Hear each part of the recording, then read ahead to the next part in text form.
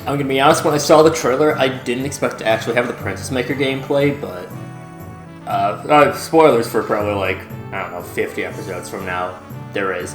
Hey, welcome back to more Limbus Company. I'm SlayerMathis, and last time, we finished up Time Killing Time, and this time we will be moving on to Murder on the Warp Express, but we do have a couple things that we need to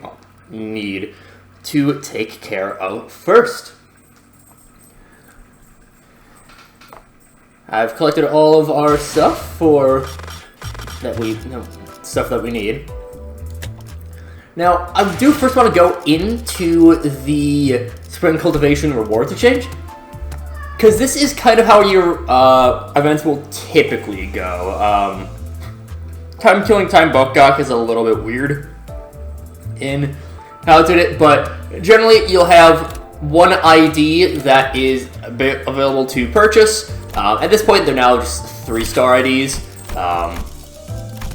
And you'll just have, a bunch of your other rewards. You'll get a couple tickets, a couple of banners, stuff like that. We are going to go into the extraction. First, we're going to use our guaranteed 3-star. Whoa, we got a 3-star out of it. Okay. Middle Don Quixote. It's a pretty Middle Don Quixote is a pretty solid ID, but nothing like super duper special. Yeah, we'll just show it off real quick. A little bit of bleed, but the main thing is not the bleed, it is Envy Resonance is the big part of it. And later on, I believe at Uptide 3, you'll be able to, with enough Envy Resonance, turn your counter into a skill 3. It's the way that both Dawn and Sinclair work. The 3-star middle IDs that we have right now. But we're gonna go into the unique banner. The current banner for Haisho Yisong. And we got 2 more we can grab. Nothing. And last one. That is a lot. Jesus Christ. Cavernous Wailing Sinclair.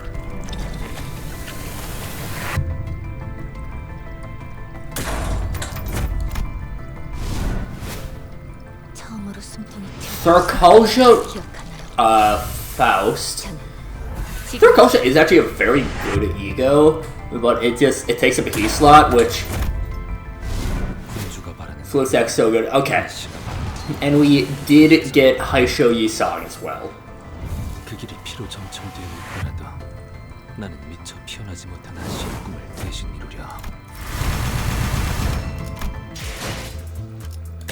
So a very good group there. Oh, you can do this as a Tremor team. I think that's what I'm gonna go with because we have the T-Corp Dawn. So, and what do we have for shards?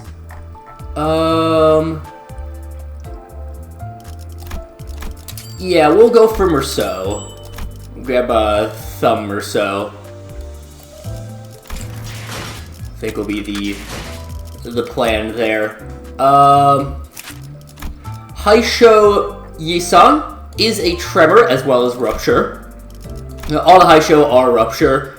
They just kind of add extra things. This is a very fun idea. I've played around with it a little bit. What do we got? Thurkalja is very good for poise. It's a pretty consistent poise count gain. But again, it does take up a key slot, which Fluid Stack is... Fluid Stack's very versatile. That's kind of the big thing about it. And then Cavernous Wailing is a Zayn, but also a Tremor. Get a lot of... I think it's Tremor at least. Is this one sinking? Huh. Because the, Kevin's Wailing Honolulu is Tremor, but I think this one is just kind of tankiness, I guess, more than anything. So, yeah, I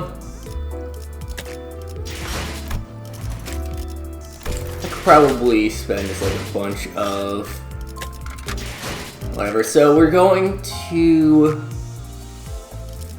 You're actually a fake. I don't want to use any of the high show right now. So we'll have... who did we gain? We'll be... Right, we'll be getting Merceau. So that is 1, 2, 3, 4, 5, 6. What other Tremor do we have? Because, like, Spice Bush gains Tremor on himself, but doesn't use Tremor, if that makes sense. I don't have... I don't think I nearly have the Otis. I'm actually not too far behind on Otis shards. But same with Heathcliff ones for Oofy. I think is the only Tremor that Heathcliff has.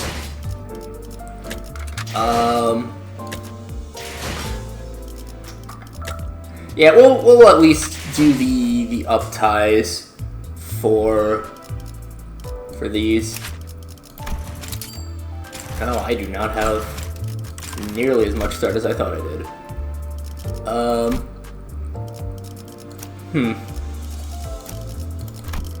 Haisho Yisang, I'm going to not do. I'm gonna, as in, not gonna give him all of the, words are difficult. I'm not going to show the Uptie story. Same with the Sinclair. I'll still Uptie them, but I'm just not going to show off the story. I believe a familiar siren we haven't seen yet.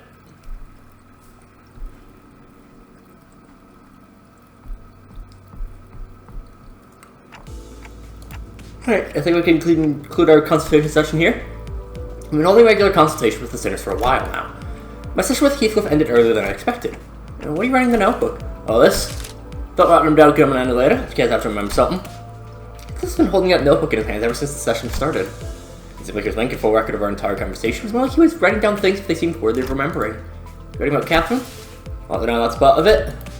His expression becomes inscrutably complex upon hearing her name. He breathes in a lung full of air and lets out a deep sigh. He smells awkward before sliding his notebook across the desk in my direction. I take a quick glance at the pages. Its contents are as disorganized and chaotic as his handwriting, but I also notice that several of his disorganized notes are records of his memories with Catherine, scribbled next to notes of significant moments in our journey. Records of memories he doesn't want to lose. Ain't nothing important. Well, if we don't, I'm off. He takes the notebook and leaves the room. He comes with this bitter expression before he steps to the door. As he steps to the doorway, little Roger practically bursts through the door. Hey, saw Heathcliff leaving the room just now. I thought it was my turn. It's a pretty quick meeting up. We didn't really talk about much. I don't know what's gotten into him lately. He's been so tame. I'm not complaining. Why don't you take a seat, Roja? Roja hummed cheerfully as she sat down. She didn't really seem too different from her usual self. Our consultations usually consist of some minor chit-chat when watching her munch on some snacks, but there's something we have to talk about today. Yeah? Oh, you're serious today. What's up? Do you remember what you asked me when we were dealing with the case of time-killing time, Roja? I don't know. What'd I say? A lot. Roja carefully looks away, her fingers fiddling with the snacks prepared for these consultations. I'm starting to grow uncertain whether this is a good time to bring this up when she's so obviously evasive about it. I don't really want my mood to get as frosty as it did during the investigation. Those overly chipper, chatty answers bandage haphazardly pulled over a scar that still hurts, isn't it? I sit there looking at Roja and her fabricated smile. I have to ask. Yeah, this is like what these consultations are for. Better time to do this than now. I'm talking about the time you asked me about Sonia. About what would have happened if you... No, I had to choose this precise moment when I finally gathered enough courage to bring this up to go off. Wait, that was... Professionally get to my feet at the blaring alarm. A few seconds later, I hear someone tapping on the bus PA system. And not long after that, we boost plays from the speaker installed in my room. Testing. Nothing from the driver's seat. All units taking R&R on the bus must assemble in the hallway ASAP. Repeat, all units taking R&R on the bus. Driver's seat. Cat on seat. Stop pulling me! I'm in the process of relaying a very important announcement. Stop getting away before SlayerMathis. Regardless, deep sigh was the last thing we heard from the bus's PA system before Karen and Otis' brief squabble came to an abrupt end. The back doors thingy? That's what the alarm usually means, right? See, I'm gonna guess this one's for a refreshing railway. Ugh, not a fan of those railways. It's so exhausting. Roja grumbles for a moment before rising from her seat. Kinda seems like she's trying to smoothly maneuver away from answering my question. Just stand around there for Dante. Come on, you can see what's going on. I'm coming. I leave my empty consultation notes behind and follow Roja out to the hallway. Out to a very crowded hallway. The murmur rises and rises, the sinners reach sharing their ideas as to what this alarm might be for. He's got to be the freshman railway this time, right? Yep, 1-4 most likely. Huh, it's gonna suck, isn't it? Attention! The executive manager has arrived! I've assembled you first in a timely manner. Thanks. Welcome, Dante. Are they ready? It's the freshman railway this time? Yes. The fourth line of the freshman railway to be exact. I think you can use this. WTHAWGI. Whoa! Tis Hawking it! What in the hell? It appears she is requesting information pertinent to our schedule regarding the entry to the railway. To be exact, I think she's asking when the hell are we going in? Ryoshu, who had been listening with a knitted brow at each sinner hazarded their guesses, appeared to have finally found peace. Sinclair was right on the money. Nice Gregory, you sound got half that right too. The bus alarms weren't the only things growing increasingly familiar to us. Sinners were really getting to know one another as well. Go check it out right now. Then I shall open the gates! The door opens with a creak. The bright blue light fills my vision. The blue ambience almost seems to drop the temperature of the entire room. Now the railway line, completely different from the line of 3 in its orange hue. Manager Esquire, behold! These curtains, these masks, I say, vicious apartheid before us, forsooth! Masks? I felt Don Quixote, who had run off on her own again with my eyes. As she said, the walls were lined with various masks, each wearing different expressions. I wonder if this has something to do with the theme of the enemies we're about to meet here. Hi, Vipena! One and all! Here's a woman! Here her appearance, the spinning image of Lady Otis! What? There was urgency in her voice. I quickly ran to where Don Quixote was with the other sinners in tow. And there she was. An exact copy of Otis standing before us. How is this anything serious? I wasn't kidding. Otis doesn't alert like having a rally or something like that. But don't tempt fate, lad. Ah, but she's quiet unlike Otis. She's shrouded in a weird shadow. Ah, look at this one. Looks just like me. Only still next to humanoid shape that mimicked every move he made. When he raised his hand, his shape raised its hand. When he closed his eyes, the shape closed its eyes. Right. It looks like a shadow with the darkness in its mimicry. It looks like one of Honolulu's identities. I noticed 3 more humanoid shadows standing nearby. What on earth is going on? But much better if there was some byproduct of an abnormality. However, they're clones. Let's move swiftly to exterminate them, executive manager. Mr. immediately orders to prepare for battle. Can we start less faster? No! Let's make a general call at this instant. They're indeed clones on the head will... This is the first time she's asked me to make a decision like this, but she's never been serious or adamant about it before. So I noticed the tension and quickly stepped between the two of us. Miss Faust, will you kindly share what you know of this phenomenon? Yes, indeed he's not a clone. Therefore, even if we were to pass, the head would not mobilize. Faust nodded sagely as though she had just learned something new before looking in my direction. She probably wants me to explain what this is. I quickly blurted out the first thing that came to my mind. It feels like Picatulum. I wasn't completely sure, but that's the feeling I've grown so used to sensing whenever we encounter the Picatula. Picatula. Blindly mimicking whatever Honolulu's doing. Not sure if that's has much or anything in the way of consciousness or ego. It's like, doesn't look like a one-to-one copy of him either. Please calm yourself, Miss Otis. It appears that aught has unnerved you. Otis bows, embarrassment apparent on her, embarrassment apparent, but her head clear with relief. With deep apologies, executive manager. Should have acted in such an unsightly manner before you. Clearly, I still have a lot to learn about the sinners. Every instance of these moments seems to unveil something new. I was trying to get a better read of Otis's expression when Heathcliff suddenly asked a question out loud. But then Picatula's supposed to look like monsters, isn't it? The assumptions that Picatula must not be judged on a reference based on common sense, such as their physical appearance. Do you think we can handle them? Yeah, they're gonna swarm us like they did to the manor. They somehow managed to copy for Gilead. It's gonna be a problem. Call the whalers of refresh when I've suffered the ire of this one's arrival. Shall be present before us, and foe we cannot defeat. The process shall be as grueling as it always has been, I suspect. Faust is aware that the entities of Picatula of envy, Picatulan individuae. Considering the strength of Picatula we have faced thus far, it is unlikely that we'll encounter enemies too far beyond our ability to defeat. Like a precise tiered labor system means that it is difficult for one to make a subjective judgment. So we will request the ETA on the new risk levels and classification for Picatula distortion. Yes, he has informed us that I've made significant progress regarding that project. It's likely that further details will be shared once they become more concrete. Yeah, that's good to know. Oh, looks like Picatula running away all of a sudden. I stood there talking to one another. Catch one that resembled Tom, who suddenly shoved him to the side and began sprinting elsewhere. Alright, don't just sit there and gawking when they're all legging it. He was about to sprint out of the figure, but soon came to a sudden stop before starting to slowly back away. Oh, blimey. The subway train slides to the platform with a loud horn. That's when we see a subway car filled to the brim with purple shadows. Shadows in the shape of the sinners. It's a lot of them. I can recognize the 3 shadows look just like me. That ridiculous sight was enough to stop all of us dead in our tracks, allowing to catch him to board the subway car. The door shut behind him. I sensed salt in the way of disquietude from this professional world. Oh, there's another one coming this way. As soon as the subway train carrying the Pikachu will have to leave the station, a new one begins to roll in. I leafly stuck this one doesn't look like it's packed to the brim with shadow people. What is that? And there are curtains and masks. I don't remember seeing anything like that in the last roller shows. How uninspired. I know it's much earlier because of all the clothes and everything, but doesn't that train look much more elaborate than the one we've seen before? Right, it's thrown with all kinds of decorations. Yes, sinners were gawking at the ostentatiousness that was this train. Something burst forth from the train car door. I think he's rolled out a carpet for us. There's something that's inviting us in there. I like such manner of invitation. I agree with you, San. This is an invitation happy to jump at, but if we're facing worse things in our journey, take every chance we get to strengthen the sinners. Let's go. Took my first steps onto the carpet. The subway train. So that is just the Railway 4 was the introduction of the ND Picatula, which, as suggested, do take the identities of your, well, identities. And also egos. Those are painful. Murder on the Warp Express. How does this happen? First we board the warp train to get to our next destination, P-Corp. Getting our fancy first-class flash freeze hibernation capsules, and we're supposed to wrap at P-Corp after a quick blink of an eye, but speech of signs. There's...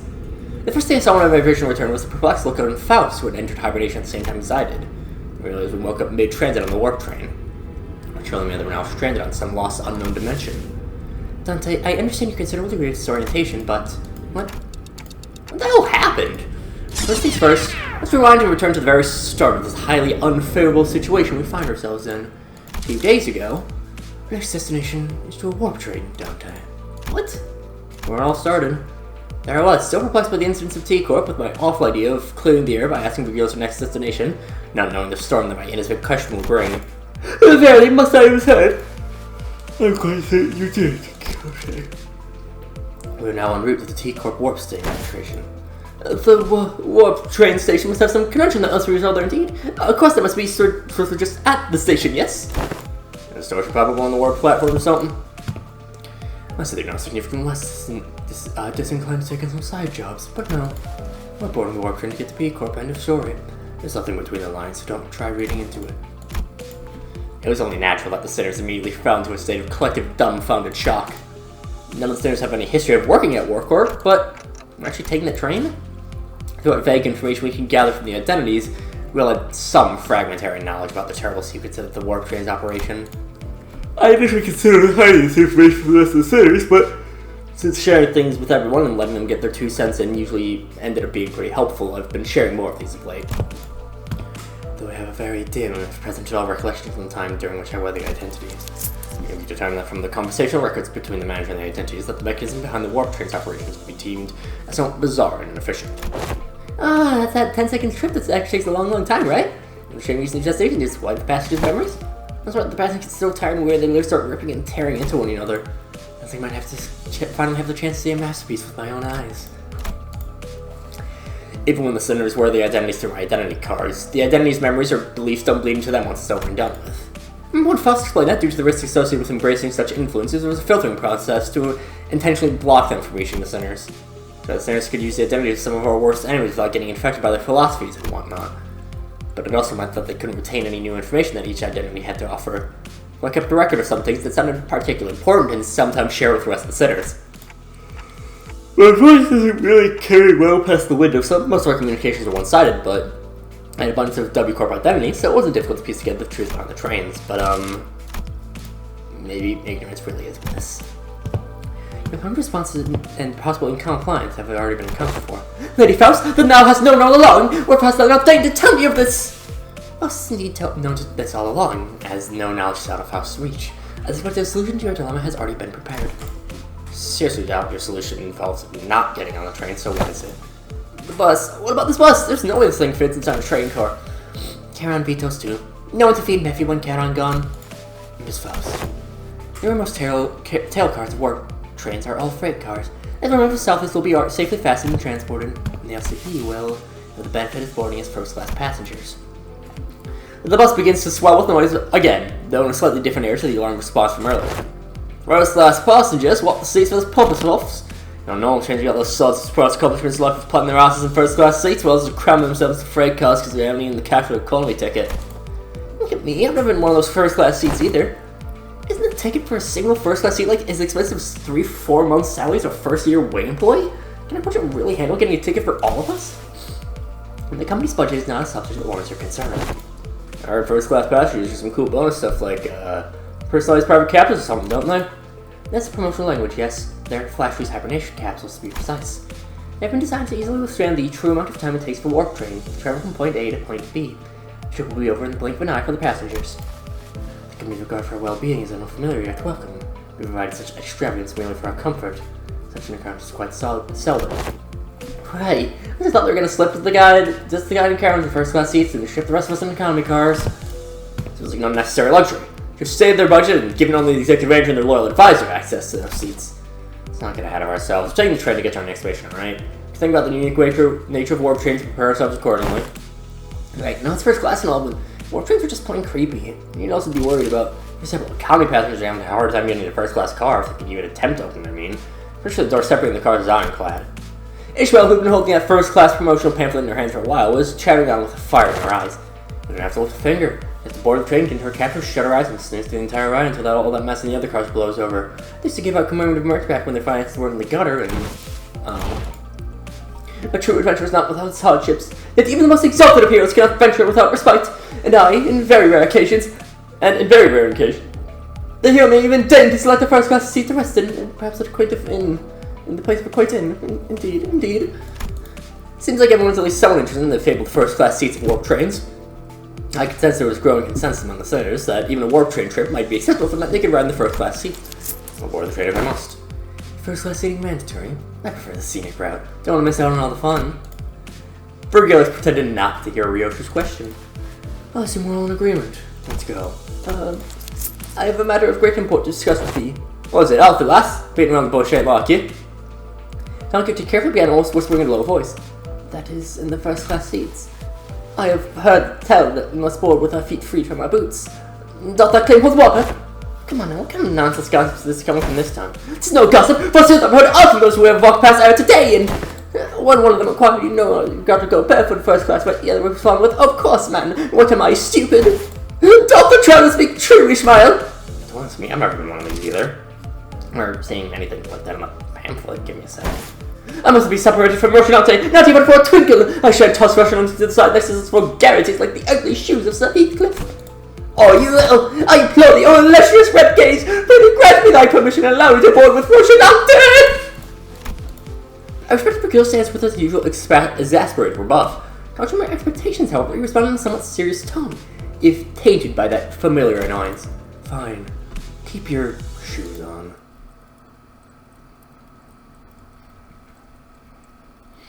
Surely that has nothing important. Now, we are past time and I could continue on. However, there is actually something I want to point out. Since finishing Canto 6, there is actually a second version of Heathcliff's story. Yeah.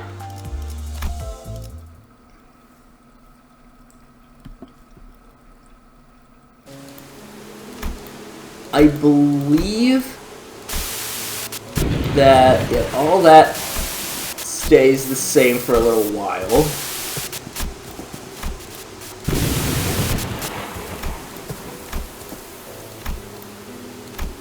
And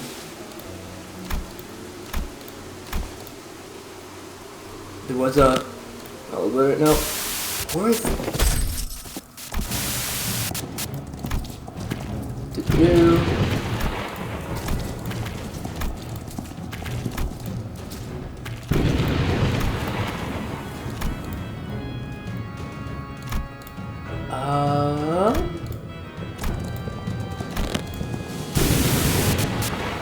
alone.